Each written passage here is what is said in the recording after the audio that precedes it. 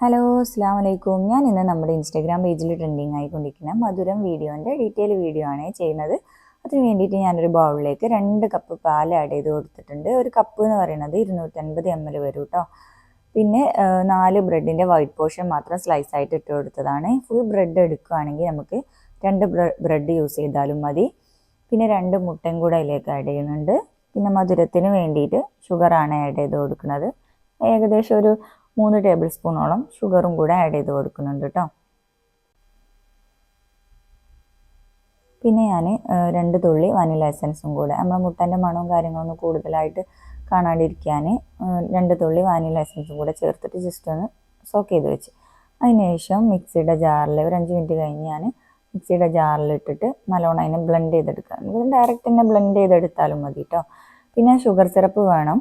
അപ്പം അതിന് വേണ്ടിയിട്ട് നല്ല ഹൈ ഫ്ലെയിമിൽ ഒരു പാൻ അടുപ്പത്ത് വെച്ചിട്ട് അതിലേക്ക് ഏകദേശം 1/3 കപ്പ് ഷുഗർ ആഡ് ചെയ്ത് കൊടുത്തിട്ടോ. അപ്പോൾ നല്ല ഹൈ ഫ്ലെയിമിലിട്ടിട്ട് ആദ്യം കുറച്ച് സമയം ഈ ഷുഗർ ഒന്ന് ജസ്റ്റ് അലിഞ്ഞ് വരുന്ന വരെ ഹൈ ഫ്ലെയിമിലിട്ടിട്ട് കൊടുക്കുക. പിന്നെ ഷുഗർ അലിഞ്ഞ് തുടങ്ങുമ്പോൾ നല്ല ലോ ഫ്ലെയിമിലിട്ടിട്ട് ഇളക്കിനെ നല്ലൊരു ബ്രൗൺ ഷെയ്ഡ് വരുന്നവരെ ഒന്ന് വെയിറ്റ് ചെയ്തിട്ട് എടുക്കാം. അങ്ങനെ നമ്മളെ ഷുഗർ സിറപ്പ് റെഡി ആയി കഴിഞ്ഞാൽ നമുക്കതിനൊരു കേക്കിൻ്റെ മൗൾഡിലേക്ക് മാറ്റണം. അപ്പോൾ ഒരു കേക്കിൻ്റെ മൗൾഡ് റെഡിയാക്കി വെച്ചിട്ട് വേണം നമ്മൾ ഷുഗർ സിറപ്പ് ചെയ്യാൻ.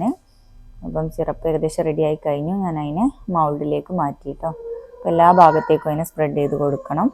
അതിനുശേഷം നമ്മൾ നേരത്തെ സോക്ക് ചെയ്ത് മിക്സ് ചെയ്ത് വെച്ച മിക്സ് ഇതിൻ്റെ മേലേക്ക് സ്പ്രെഡ് ചെയ്ത് കൊടുക്കുക.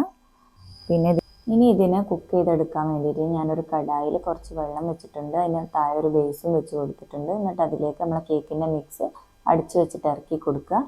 അതേപോലെ കടായി ഒന്ന് ക്ലോസ് ചെയ്ത് കൊടുക്കുക. എയർ പുറത്ത് പോകാതെക്കാൻ നല്ല ടൈറ്റ് ആയിട്ടുള്ള പാത്രം യൂസ് ചെയ്യുക കേട്ടോ. പിന്നെ ഒരു 10 മിനിറ്റ് അങ്ങനെ കുക്ക് ചെയ്തതിന് ശേഷം ഞാനൊരു ബേസ് വെച്ചിട്ട് പിന്നീട് ഒരു മീഡിയം ഫ്ലെയിമിലാണ് ഒരു 30 മിനിറ്റ് പിന്നെ കുക്ക് ചെയ്തെടുക്കുന്നത് കേട്ടോ.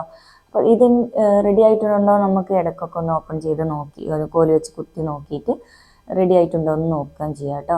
അങ്ങനെ ഞാൻ ഇടയ്ക്കൊന്ന് ഓപ്പൺ ചെയ്ത് നോക്കുമ്പം ഏകദേശം മിനിറ്റ് റെഡി ആയിട്ടുണ്ട്.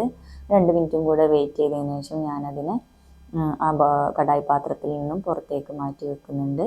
എന്നിട്ട് അതിൻ്റെ ചൂടൊക്കെ ഒന്ന് അത്യാവശ്യം നല്ലോണം പോയി കഴിഞ്ഞതിന് ശേഷം നമുക്കതിനെ ഒരു ഫ്രിഡ്ജിൽ ഏകദേശം ഒരു 2 മണിക്കൂർ നമുക്ക് കീപ്പ് ചെയ്യാം കേട്ടോ. 2 മണിക്കൂർ ഞാനൊരു 2 മണിക്കൂർ മുന്നേ എടുത്തിട്ടുണ്ട്. 2 മണിക്കൂർ കറക്റ്റ് വെക്കുകയാണെങ്കിൽ അത്യാവശ്യം നല്ല ഭംഗിയായിട്ട് തന്നെ നമുക്ക് കിട്ടും. എന്നിട്ട് അതിന് ശേഷം ഞാനതിനെ ഒരു പ്ലേറ്റിലേക്ക് മാറ്റിയിട്ട് തിരിച്ചിട്ട് കൊടുക്കുകയാണ്. അപ്പോൾ ഇതാ നമ്മുടെ അടിപൊളിയായിട്ടുള്ള കാരമൽ പുഡിങ് ഇവിടെ റെഡി ആയിട്ടുണ്ട്. കുറച്ച് ഇൻഗ്രീഡിയൻസ് വെച്ചുകൊണ്ട് നമുക്ക് പെട്ടെന്ന് ചെയ്തെടുക്കാൻ പറ്റുന്ന ഒരു പുഡിങ്ങിൻ്റെ വീഡിയോ ആണിത്. അപ്പോൾ നിങ്ങൾക്ക് എല്ലാവർക്കും ഇഷ്ടപ്പെടുകയാണെങ്കിൽ സപ്പോർട്ട് ചെയ്യാൻ മറക്കരുതേ.